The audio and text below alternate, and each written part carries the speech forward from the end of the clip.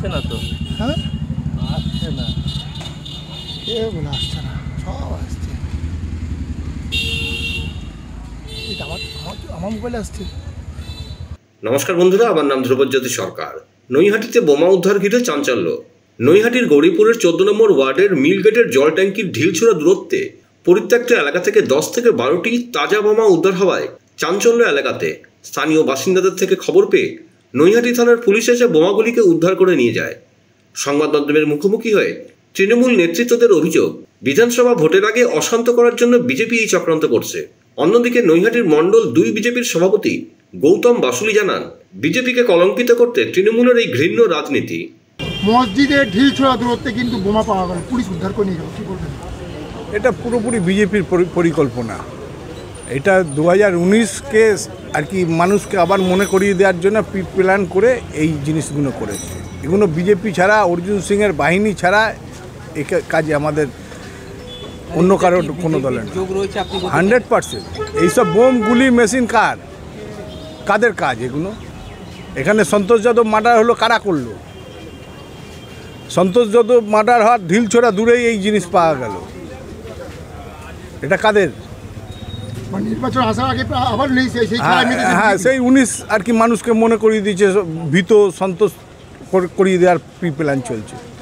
এটা শান্ত নৈহাটিকে অশান্ত করার পরিকল্পনা, যেটা কিছুদিন আগে গৌরীপুর চৌমাথায় বিজেপি মিটিং করে বলে গেল, সেটাই এটা ওর উদাহরণ। আর এই সব পরিকল্পনা করেই একটা মসজিদের পাশেই বোম পাওয়া যাবে, এটা মানে খুব দুর্ভাগ্যজনক ব্যাপার। আর এটা আমার পুরোপুরি বোঝা যাচ্ছে কি এটা বিজেপির চক্রান্ত, আর বিজেপি এই কাজটা করেছে। এই যে মসজিদ, বড় মসজিদে বিভিন্ন দঙ্গা লাগানোর পরিকল্পনা এখানে, মানে বিজেপি আর কে, যারা নিজেকে বড় সনাতনী সাজছে তারাই এই পরিকল্পনাটা করেছে, তাদেরই কাজ। আমার নাম রামচন্দ্র মোল্লা, নৈহাটি SC OBC সেলের তৃণমূল কংগ্রেসের সভাপতি। যেখানে তৃণমূলের তরফে দাবি করা হচ্ছে যে এইগুলো অশান্ত করার জন্য বিজেপি করেছে, কি বলবেন? প্রথমেই সবাইকে ধন্যবাদ, আপনার মিডিয়ার সকল দর্শককে। দেখুন, এটা তৃণমূলের একটা ঘৃণ্য রাজনীতি। প্রথম কথা, আমাদের এখানকার যে সাংসদ আছে এবং যে বিধায়ক আছে তাদেরই এগুলো মিলিত চক্রান্ত বিজেপিকে মেলাইন করার জন্য। অ্যাকচুয়ালি 10 তারিখে আমাদের প্রাক্তন রাজ্য সভাপতি সুকান্ত দা এখানে একটা বিশাল বড় র্যালি করে এবং সেখানে আমাদের যে সাংগঠনিক ক্ষমতা সেটা দেখে ওনারা আতঙ্কিত যে নৈহাটিতে আবার বুঝি বিজেপি সাংগঠনিকভাবে আমাদের থেকে এগিয়ে যাচ্ছে।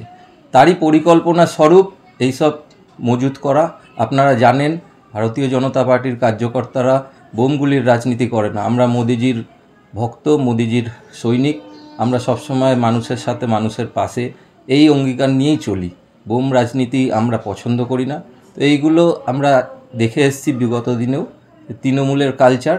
তো ওরা ওদের কার্যক্রম চালিয়ে যাচ্ছে আমাদেরকে দমানোর জন্য, কিন্তু ভারতীয় জনতা পার্টি এতে বিশ্বাস করে না, এতে ভয় পায় না। আমরা যত আমাদেরকে দেখাবে আমরা তত এগিয়ে যাব। বন্ধুরা, ভিডিওটি ভালো লাগলে দয়া করে লাইক শেয়ার করে দেবেন, আমাদের পেজটা ফলো করে নেবেন, আর আপনার মতামত কমেন্ট করে অবশ্যই জানান। ধন্যবাদ।